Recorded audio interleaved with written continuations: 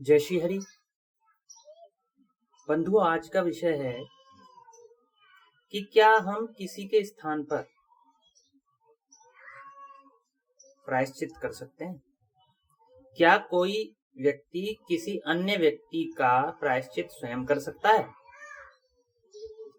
तो आइए पहले शास्त्र से कुछ प्रमाण बताते हैं, तत्पश्चात उस पर कुछ चर्चा करेंगे। अंगिरा स्मृति 32वां-33वां श्लोक क्या कहते हैं? प्रायश्चित करने में असमर्थ बालक के स्थान पर उसका पिता अथवा गुरु यदि प्रायश्चित करे तो बालक को पाप दोष नहीं लगता है। असमर्थस्य बालकस्य पिता वा यदि वा गुरुः यमुद्दिश्य चरित धर्मम पापम तस्य न विद्यते। 80 वर्ष का वयोवृद्ध पुरुष और 16 वर्ष की अवस्था से कम का बालक, स्त्री और रोगी व्यक्ति अर्ध प्रायश्चित के योग्य हैं। इन्हें आधा प्रायश्चित करा दो। 32वां-33वां श्लोक है अंगिरा स्मृति, ये जो आपको बताएं। अब आपस्तंभ स्मृति 6 से 9 श्लोक, अध्याय 3। जो 80 वर्ष का बूढ़ा है और जो 16 वर्ष से कम का बालक है, स्त्रियां हैं अथवा रोगी पुरुष है, रोगी है कोई, पुरुष ही नहीं रोगी मनुष्य है कोई, वे आधे प्रायश्चित के अधिकारी हैं। जो 11 वर्ष से कम का और 5 वर्ष से अधिक का बालक है, उसके लिए बड़ा अथवा हितैषी मनुष्य शुद्धिकारक प्रायश्चित करे। जो 5 वर्ष से अधिक का है और 11 वर्ष से कम का है, 5 से 11 वर्ष के लिए, 11 से ऊपर के लिए तो आधे का बता दिया, 16 वर्ष तक के लिए। और अगर इनके द्वारा प्रायश्चित किए जाने पर इनमें से जिनको कष्ट होता दिखाई पड़े तो शेष के संपादन से शुद्धि होती है। तो जो बचा हुआ प्रायश्चित है वो कोई और कर ले, शुद्धि होती है। यदि कोई प्रायश्चित करना चाहता है और प्रायश्चित पूरा न कर पाए तो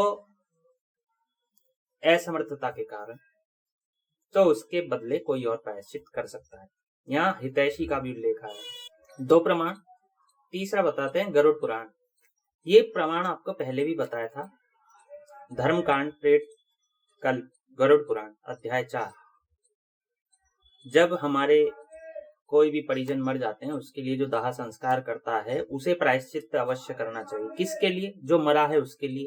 उसने क्या क्या पाप किए हो, क्या नहीं किए हो, उसकी शुद्धि के लिए दाह कर्म करने वाले को प्रायश्चित करना चाहिए। क्या लिखा है?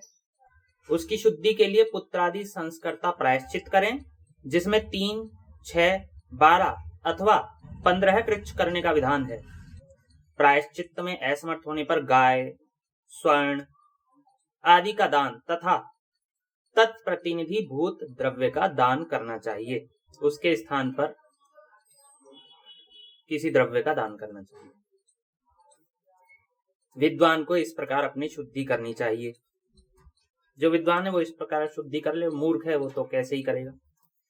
अशुद्ध दाता के द्वारा अशुद्ध को उद्देश्य करके जो कुछ श्राद्ध तथा दान आदि किया जाता है वह सब कुछ अंतरिक्ष में विनष्ट हो जाता है। अशुद्ध है, मदिरा पान करने वाला है, पतित है, उसका प्रायश्चित कोई पतित कर ले तो वो अंतरिक्ष में विनष्ट हो जाता है, उसका फल प्राप्त नहीं होता। अतः विधिवत शुद्ध होकर मनुष्य को दाहादिक और दैहिक कर्म करना चाहिए। हे गरुड़, जो प्राणी बिना प्रायश्चित किए ही दाहादि कर्म ज्ञानपूर्वक व ज्ञानपूर्वक करता है वह वहन करने, शव को वहन करने, अग्निदान करने, जलदान करने, स्नान करने, स्पर्श करने, रज्जु छेदन करने तथा अश्रुपात करके तप्त कृच्छ व्रत से शुद्ध होता है। जो शव को ले जाता है अथवा दाह संस्कार करता है वह कटोदक क्रिया करके कृच्छ शांतपन व्रत करे। वो जो अंतिम संस्कार की क्रिया होती है वो करके कृच्छ शांतपन व्रत करे, जो शव को लेके जाता है और जो दाह संस्कार करता है।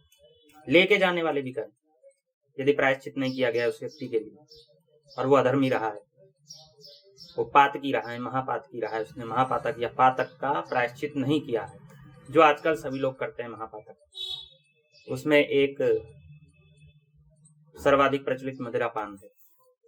छोटे दोष को दूर करने के लिए छोटा और बड़े दोष को दूर करने के लिए बड़ा प्रायश्चित करना चाहिए। तो ये आपको बता दिए हमने कि ऐसे ऐसे प्रायश्चित करना चाहिए। बहुत से लोग सोचते हैं कि हमारे माता पिता ने भी पाप किए हैं लेकिन अब वो ठीक हैं, तो उनका प्रायश्चित कैसे करें? तो आप करें, मरण काल में करना पड़ेगा, इससे पहले अब करें। अब भी आप कैसे करेंगे? आप तो स्वयं शुद्ध नहीं, आप तो स्वयं महापातकी हैं। तो पहले स्वयं शुद्ध हो, जब तक सामर्थ्य है तभी तक हो जाइए। जब आपकी सामर्थ्य नहीं रही फिर आप स्वयं भी नहीं कर पाएंगे और आपके बच्चों पर आपका अधिकार, आपका शासन चले ना चले। तो सर्वप्रथम तो आप शुद्ध होइए, आप महापातक के दोष की निवृत्ति करिए, दान से करिए, अथवा शूद्र हैं तो दान से करिए, अन्य हैं तो पूजा पाठ जप दान व्रत होम आदि से करें, यज्ञोपवीत धारण करें, शिखा धारण करें, अनेक नियम करें। और यदि नहीं करेंगे और आपके पिता ने भी कोई अपराध कर रखा है तो आपके पिता तो गए नरक में, आप भी नरक में जाओगे।